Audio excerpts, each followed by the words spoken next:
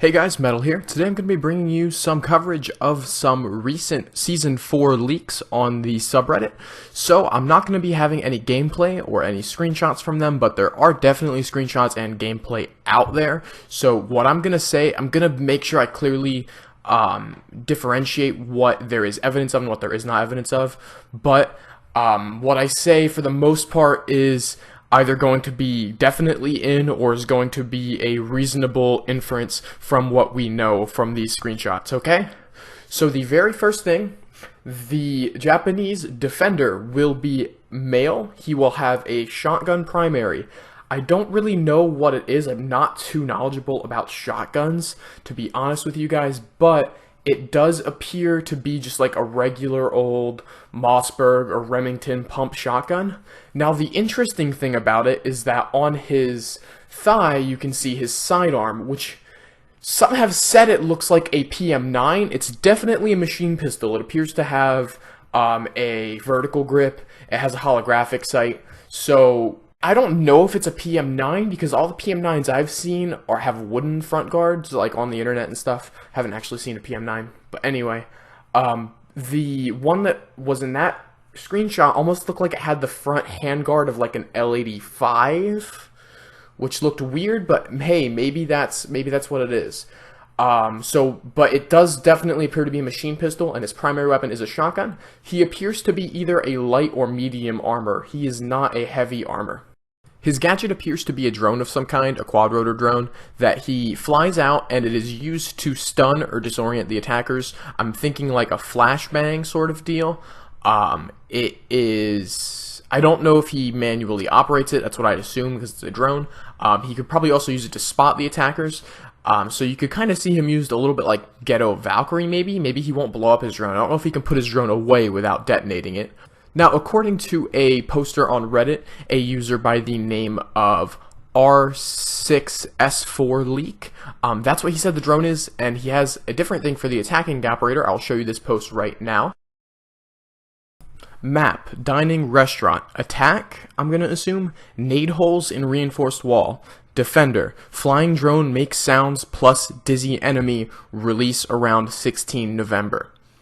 Now, obviously, maybe he's not a native English speaker or something, I'm not sure, but he appears to have some decent information, which was later found to be correct. So he posted that a couple days ago, and now very recently there was a gameplay leak which showed a defender with what appeared to be an icon that looks a little bit like a flying drone, and the map he was definitely correct on, which leads me to think that he knows what he's talking about. So the attacker then, he says, is going to be someone with the ability to make nade holes in reinforced walls. Now, I don't know if that will be like impact grenade holes that you can vault through, or if it will be like frag grenade holes that are just a bunch of little bits knocked out of the wall that you can shoot through. Hopefully the second. I don't really like the idea of having a way of having a second character that can open up a reinforced wall to walk through. Frankly, I don't like the idea of having a second character who can open up a reinforced wall at all. It just means that we're going to have two operators that will probably be picked by the attacking team every round, but that does appear to be what we're getting. Now, I have no source on the attacker weapons or the attacker gender, just besides, or appearance, or armor status, or anything like that. We have nothing to go on the attacker besides that little blurb. So I'm not going to speculate. I don't really like to just purely speculate. Obviously, you can go look up like the sorts of rifles and stuff that the Japanese self-defense force use. It's probably going to be something that they use normally. It might not be. We don't really know. Besides that, the map will be a restaurant, obviously an oriental restaurant, and it looks to be inside of a high-rise or skyscraper of some kind. There's a lot of screenshots of it. It looks pretty cool. It looks like it's going to be interesting. It looks like there's going to be a lot of rappelling to do and things like that. Alright, now I'm going to get something that's fairly subjective, and that's my opinion. Now, the map seems interesting. That looks like a cool sort of map for Siege. I really would kind of wish the game shipped with a skyscraper map, but because that seems like a fairly logical place that a counterterrorism thing might need to happen. But anyway, cool idea. Props to Ubi for that. However, these operator gadget ideas sound fucking horrible. Be straight up with you guys. Like, the game does not need another thermite. the game does not need another character that is for that's for turning the tables on the attackers. I know that I'm an aggressive player, and so it would seem like I would want more aggressive operators, but honestly, I'm getting to a point where the game needs to decide, the game kind of needs to cement the role of the defender more. I think that rushing and spawn peeking and stuff is fine. I think that it is something that a skilled player should be able to do, but I don't think that it is really the best direction that this game should take. I don't think that the game should really be designed around it. So it is somewhat disappointing for me to see that sort of direction being taken for the attacking operator, or for the defending operator even. Sorry, it's not the attacking operator. It seems like such an attacker gadget to have a drone that flashbangs people, basically. So I like, wow.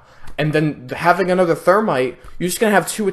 Now every pro team is going to have to run this new person, thermite, Thatcher, and then whatever two operators. You're probably still going to see Buck or Sledge every round, and then Blackbeard. There you go. That's probably every attack. Now you just have more must-have picks. That's all it seems like to me. And honestly, with these changes, I'm kind of glad that I'm sick of this game and don't really play it that much anymore, because these changes just seem mind-boggling.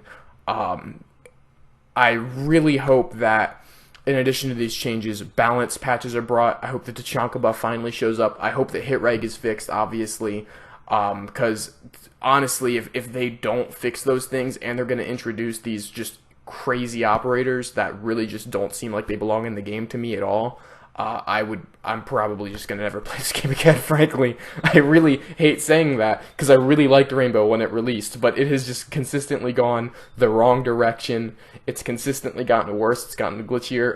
I don't want to turn this into a Rainbow hate video. I want you guys to get the Season 4 leaks, but wow, I'm just kind of amazed.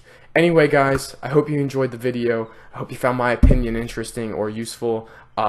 If you did, please leave a like. If you want to see more of my Rainbow content, more Battlefield 1 upcoming content, which you guys should check out the Che Rigatti video I made. I did talk about the history a fair bit. So even if you're not really interested in Battlefield 1, you're just interested in the history of firearms, I do cover that as well. I find it really interesting. I think you guys will too. Now, also, if you really support my content, my link to support my Patreon is in the description.